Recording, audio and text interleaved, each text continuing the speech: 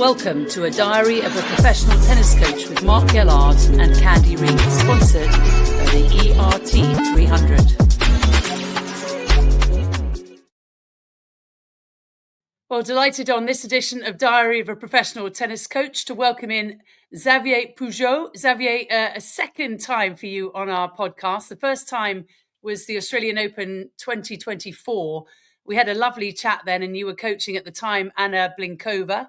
You've since moved over to the ATP side and working now with Alexandre Muller, who has won his first ATP title under you. So a warm welcome back to the podcast. How are you? I'm fine, thank you so much. It's lovely to have you on there. I'd love to know, firstly, how the experience was working with Alexandra to win Hong Kong earlier this year. It was a tournament that I was on commentary on, and I saw you two together.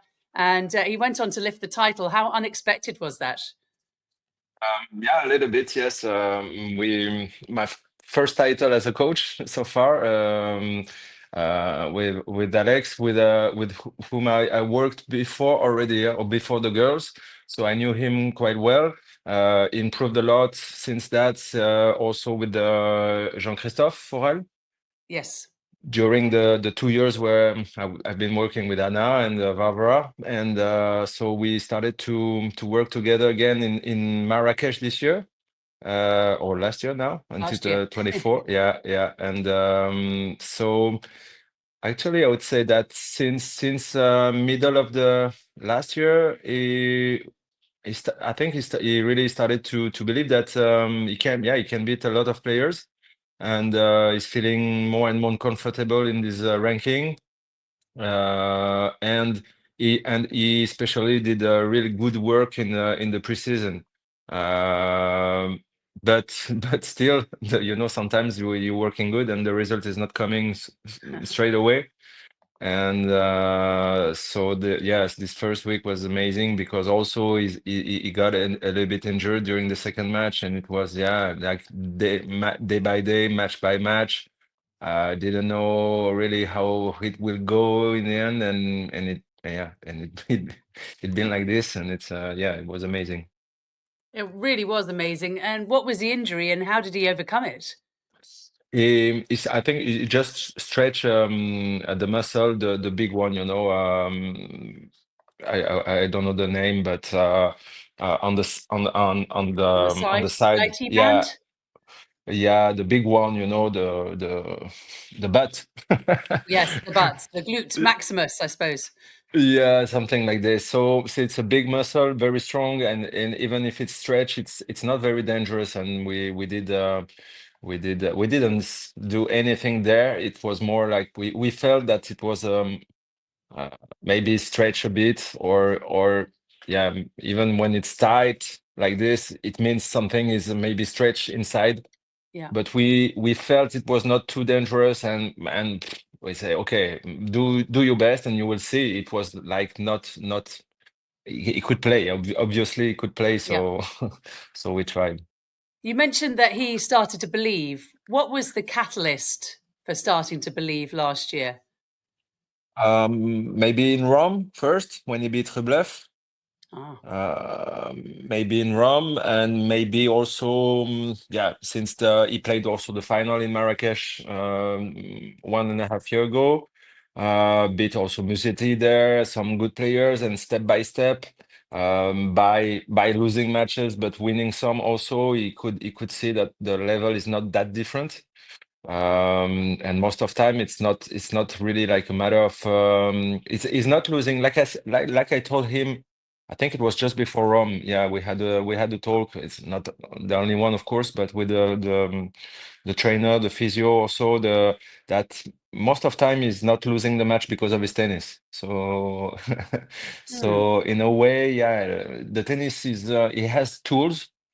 So the thing is, of course, he's not the tallest player. He's not the more powerful player with a big serve like this. So sometimes he's complaining about this also, which I can understand. I understand very well. It was the same for me, the same different level. But when you feel a little bit smaller than others, but also you have other qualities.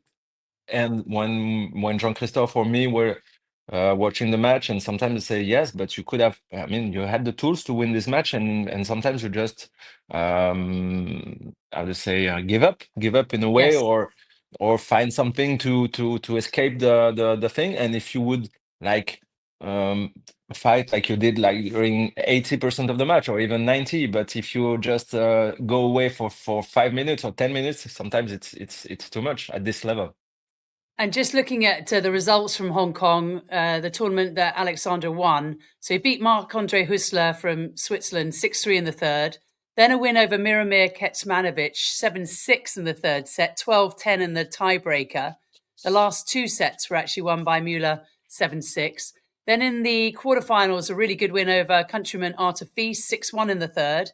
And then he beat Jaume Munar from Spain 6-4 in the third. And the final match, a 6-3 in the third win against Kei Nishikori. Explain some of your emotions going through some of those matches. Um, so the first match, first match 6-2 down, first set. Yeah, actually, the funny thing is he didn't want to go to Hong Kong first. He wanted to go Ah, to Adelaide or Brisbane. I can't yes, remember which one it at the was. same time. Yeah, at the same time, because to go straight to Australia and stay there, and okay. I was saying, oh, Hong Kong is half the way, so you have less jet lag and everything, and the place is nice. I've been there with the girls before. The place is nice, the club, so everything. So Hong Kong is good or is okay. And finally, the list decided for him. He entered first in the main in first list in there. So he said, okay, we go to Hong Kong. And actually, the surface was very fast. Is a little bit more confident and on clay. And the after the first day, the first practice in the evening, he didn't tell me. He told me this after the final that after the first day he said, "Okay, never ever in Hong Kong," because the conditions were so fast. So first he didn't want to go. After the first day he said, "Okay, never ever." And finally, the day after, during the 4 days, he didn't lose any set. He was serving well and playing very well. He beat Kachanov set to I can't remember which Italian player also. Never mind. When But was this, Xavier? Which tournament? in Hong Kong. In Hong Kong the year No, before? I mean, no. This year, during the 4 days where we've been before the tournament, but Oh, I finally, see. yes, he was playing good, and he was winning every set he played during the days before, the 4 days before the start of the tournament. Oh, okay. But still, after this, I said, okay, he didn't want to come. He had no very good feelings the first day, but finally, he's playing very good. But still, when you win matches like, practice sets like this and you start the tournament, it's very different. And after the Yes, first set, it was 6-2 down. I was saying, okay, it's those practice sets are bullshit. It doesn't mean anything. It doesn't mean anything. And then maybe tonight we are going to Auckland already. yes, And finally, he just fought very, very, very well and win this first match, which is actually a good victory because this Andreas is playing very well. yes, From qualis, lefty guy, serving well, very dangerous. Played last year the quarters or second round already.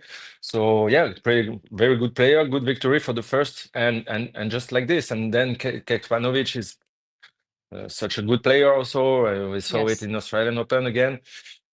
And this match, yeah, no, this match was just amazing because the level really this match the level was huge. Both of them, they played like I almost never saw that before.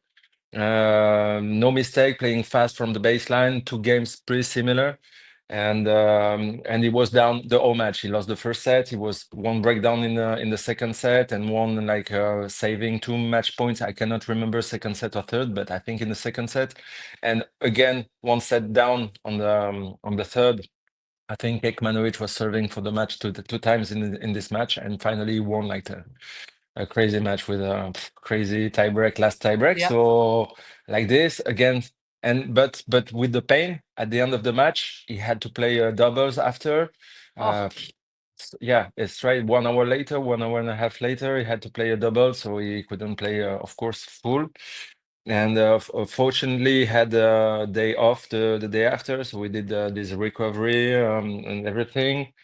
And then against Arthur, you never know. And Arthur was playing an amazing first set. The same against Munar. The guy were playing amazing in the first set. yeah, And I don't know what happened. Just Alex was just fighting, like keeping to work and waiting the moment where maybe he could have a chance. And he had chance, and he kept this until the last day, because the final is really a special match, and he just played once before, lost it. Like I told him, it's just another match, like you did in the same, like you did the first. Try to do the same.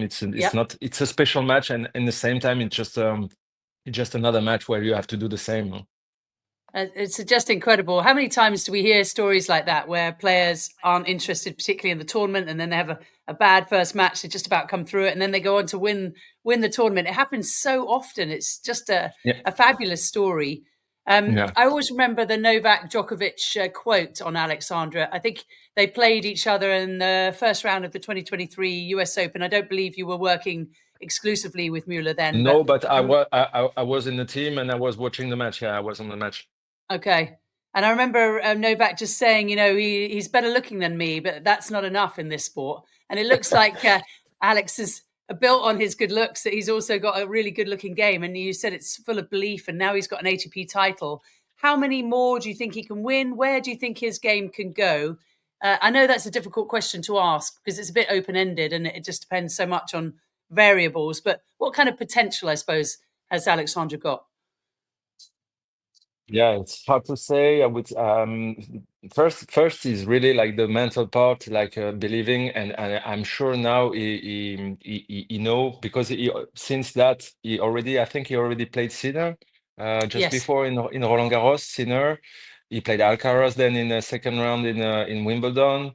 Last year I think he had a set point, like a set point on the second set to lead 2 sets to love to Medvedev in Wimbledon. We were together already at this time. So I think step by step, yes, he can feel. And Zverev this year, so he played the best players in the world, and he can see that, okay, those guys, when they are very good, okay, maybe those top five is really tough to beat, but Yes. still you can play with them.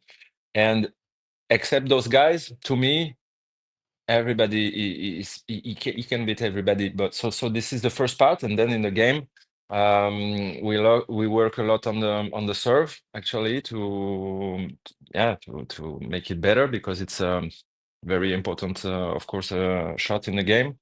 And also the way to take the lead and to take time to the opponent more and more, to be able to sometimes to kill the point from one shot, but also just to take time to play a little bit earlier, and to enter into the court a little bit more, without going to the net always. But he Yeah. also this part of the game quite good, and he's at this age where your technique and everything is a little bit better and better. This is the only part of the game that can improve endlessly, I would say.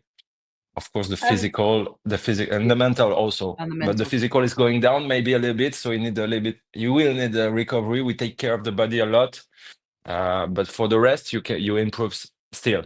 So And talking about the physical aspect, when I was doing my research for Hong Kong, which Alexandre has repeat won that title, I found out that he had Crohn's disease, which is so difficult. It's an inflammatory bowel disease, and obviously something that, because of the nature of it, we don't really talk about much. But how much does that hamper him, and how much do you have to be aware that perhaps he's not feeling his best at certain times and manage that?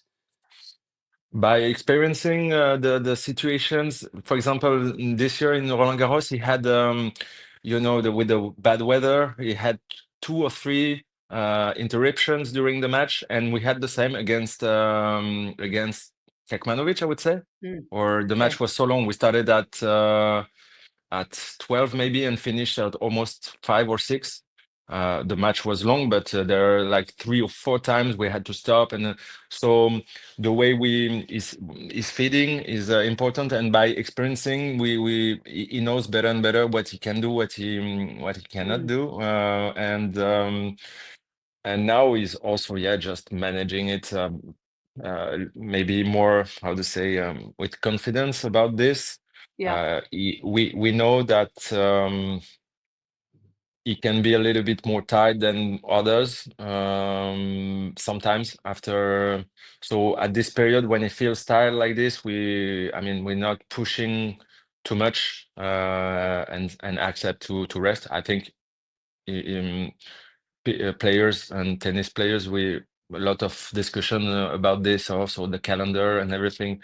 They also need to rest because they work so much, Yes. traveling and practice a lot. So those times to recover, and when he feels a little bit tired, maybe because sometimes because of this disease, we really respect it and let him like rest for one day, or because also it's very important for the mental health also. I find it astonishing.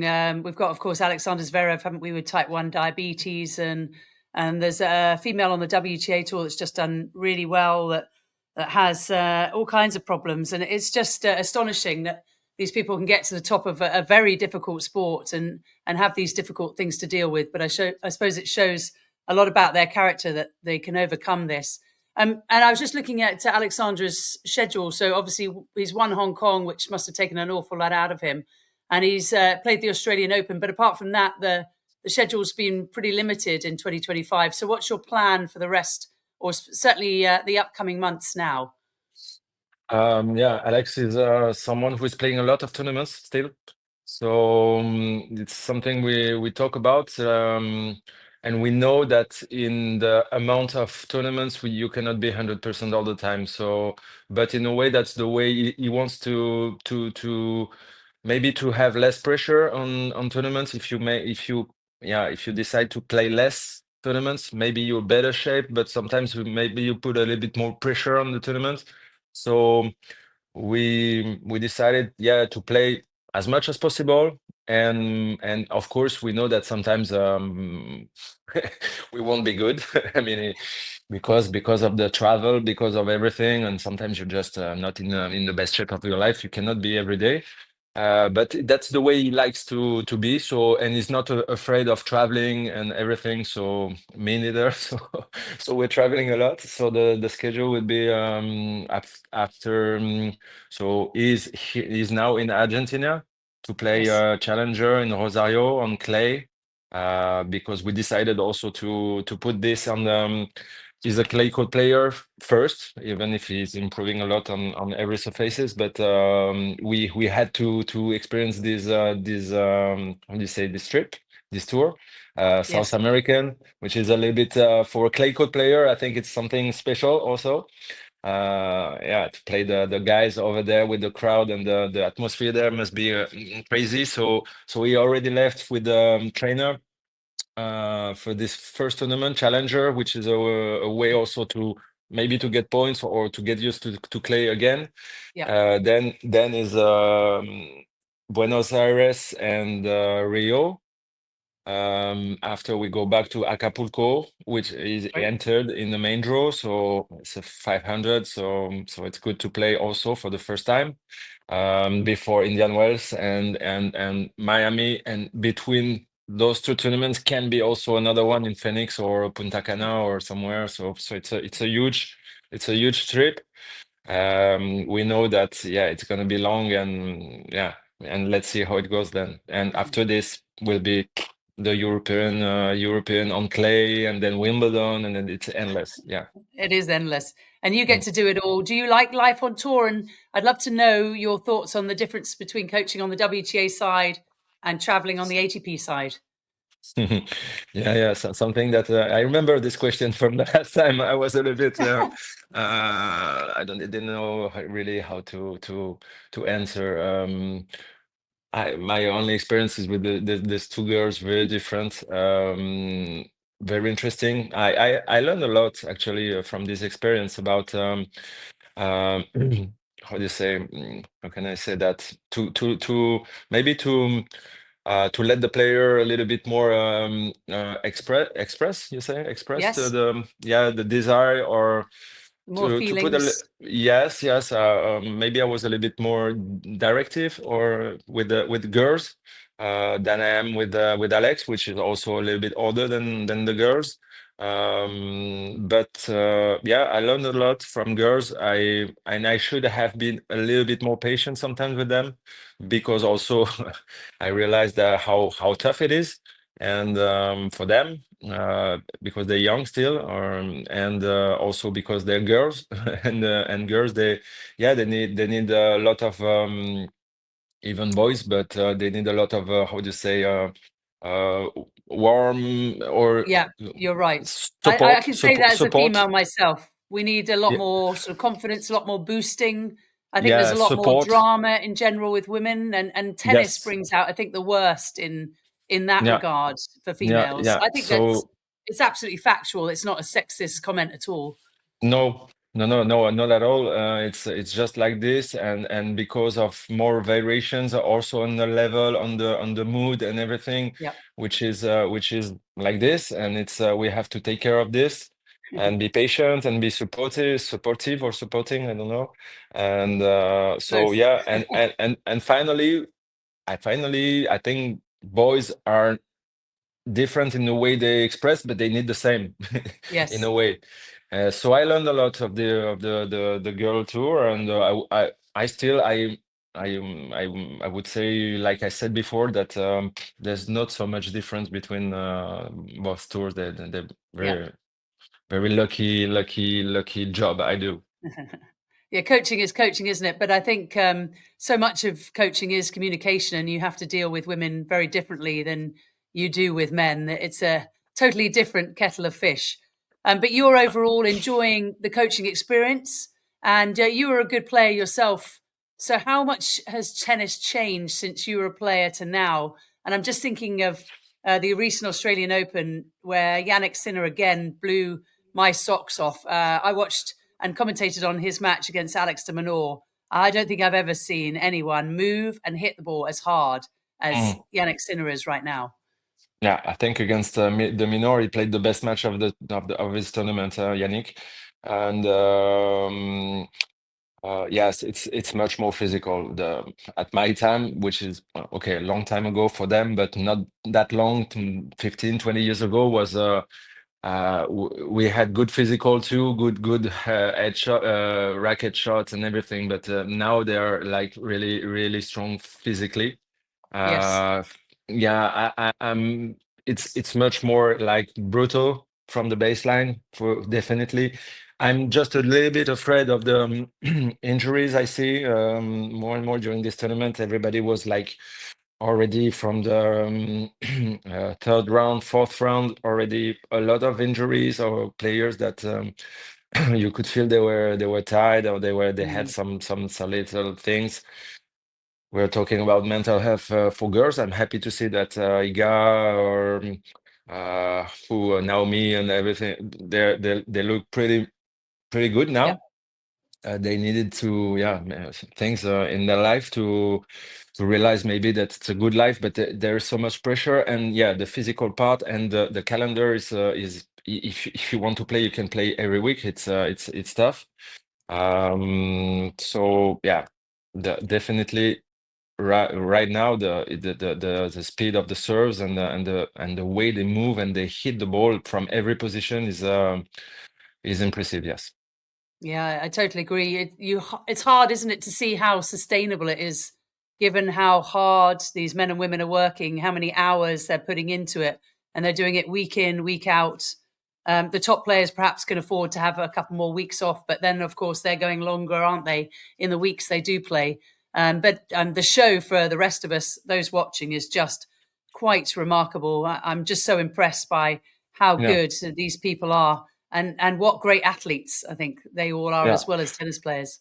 I was really wondering during the tournament of Hong Kong, but even in the first round against Borges, the Portuguese player, which is amazing also, how they can hold this level and this intensity Yeah. whole year. It's impossible. So, and it's very difficult to find a good balance because they need to practice to get to be able to hold this level, this intensity.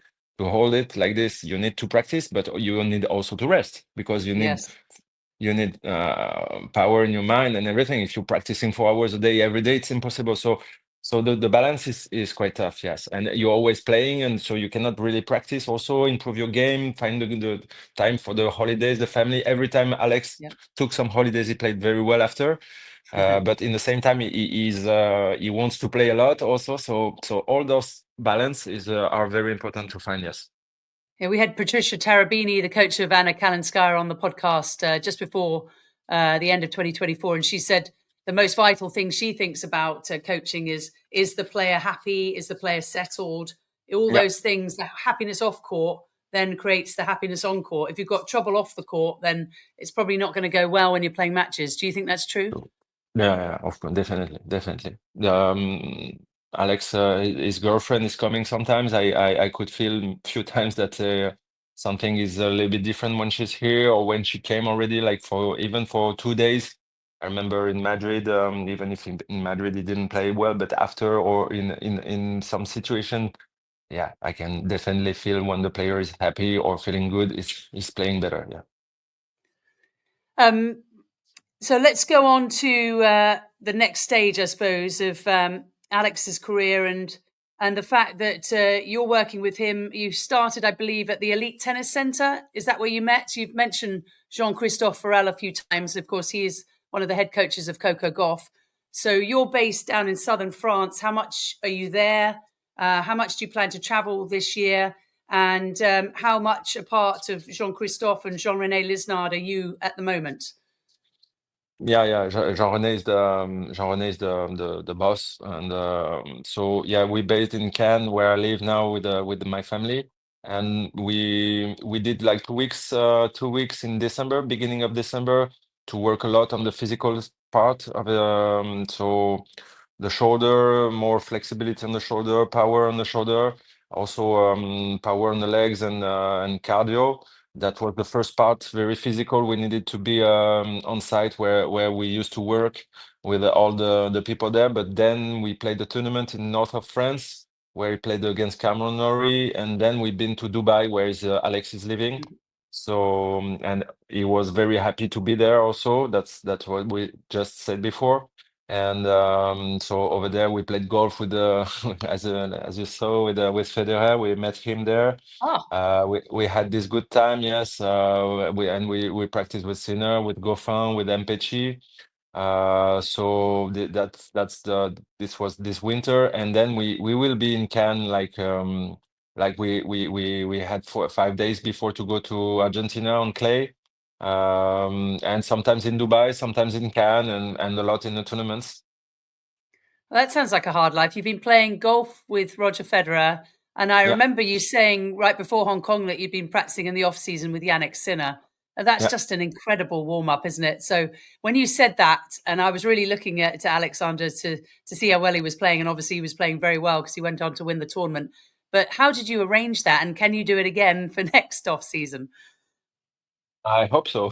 I hope so. I know Simone Vagnozzi's coach very well. We played each other a long time ago, so I know him. And I think in Asia, I asked him. I used to ask too many players if they will be in Dubai because we already planned to be there because we knew that many players now are staying there during the Yeah. preseason. So, and as I know Simone, I asked him. And to be honest, I was a little bit afraid they changed their mind in the last minute because he said, yes, why not? Yes, we will be in Dubai. Let's keep in touch. And just text me a few weeks before. It was in Asia, in Shanghai, I think. So long time ago before. And finally, a few weeks later, I texted him. He said, yes, why not? Let's say on 18 and 22, for example. And and finally we did it, and he kept his word. And they're really good guys. Appreciate a lot Simone and even Yannick. I know the times are not easy maybe, but that was very nice to practice with them. And I think it was a good moment for Alex to also to play with them in a different condition than in an official match, where you get a lot of pressure with the people around on the center court, always against those guys. When you play Djokovic, it's the center court, US Open, biggest court of the world, with Barack Obama on the side. That's true. So not easy maybe to handle the moments, or to feel like really. And it was different during this practice. So I think it was a very important moment for him. Yes. Mm. I always remember Roger Federer used to ask lots of people to need to go and practice with him in Dubai in the off season, and you learn so much from watching these guys practice. Just the little details. Was there anything in particular that you picked up that Sinner did that you thought Alex could implement into his game? No, not really in the game, but still in the behavior on the court. The mental intensity in the practice. Those guys are really so much in. How do you say, involved or Yeah, committed? very intense, even in practice.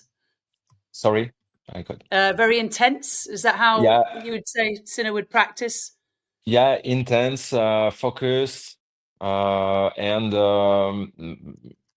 not so much talking with the coach or anything, but sometimes yes, when they need something, but always intense, yes, and always focus, Yes. and really committed to the game. And that's what I like to see, to go on the practice much more than on match. I do both, but I like to watch the practice, and how Yeah. those guys are practicing.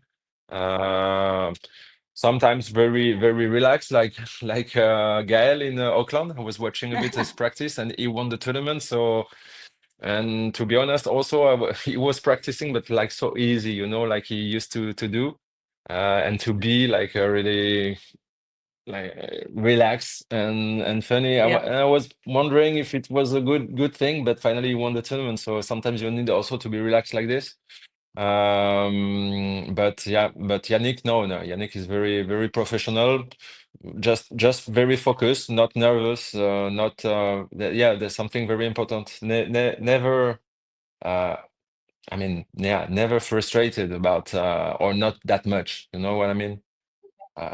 Like Amazing. sometimes young players, they're 12 years old or 15 years old. They are in a long way, and always every day they go crazy on the court about the forehand, the backhand, or missing a shot or losing a point. And on those guys, they're number one in the world, and they don't care about losing a point Wow. actually. And it's very Yeah, different, that's really but. remarkable, isn't it? Because I played tennis up to sort of 25,000 level, and I was like a pressure cooker. I missed one forehand, my head blew off. And you could see Jannik Sinner, even like, every time he plays a match, he loses 1 point, he hits a silly shot, just moves on to the next one. It's admirable. It's such a good thing to learn, but so difficult because humans aren't really built like that. Well, I'm certainly not. Yeah, me too. I used to be very nervous on the court. So that's why I really I'm impressed by those guys. Even Daniel, which I know very well. Daniel was the one crazy guy also, and he learned. And when he started to be one of the really best players in the world, he worked a lot on this. And I'm so impressed that the way he's now, really really, he's not saying anything. Almost sometimes he go crazy, but still a little bit, but compared to what he used to be or Yeah. to do before, it's a huge improvement. Even Joko is quite nervous guy, but and sometimes he loses his mind, but just not more than 2-3 minutes, and he's back again, and he has this quality of game to when you're, like I used to say, when you cannot. If you, like Alex or something, if you lose like 10 minutes in the match, sometimes it's Yeah. too late already. So you cannot do it. You have to be better on this than anybody.